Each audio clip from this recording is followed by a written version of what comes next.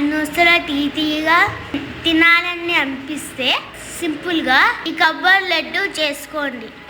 మ్యాండీ పెట్టుకొని బెల్లం వేసుకోండి, కొంచెం వాటర్ వేసుకోండి, బెల్లం కడిగే వరకు ఉంచుకోండి. బెల్లం కడిగాక దగ్గరికి అయ్యాక కొబ్బరి వేసుకోండి. కొబ్బరి మంచిగా కలుపుకోండి. బెల్లం కొబ్బరి మంచిగా మిక్స్ అవ్వాలి. దగ్గర పడిన తర్వాత నెయ్యి వేసుకోండి, కొంచెం మళ్ళీ మంచిగా కలుపుకొని దింపేసుకోండి. అయిపోయింది మన స్వీట్.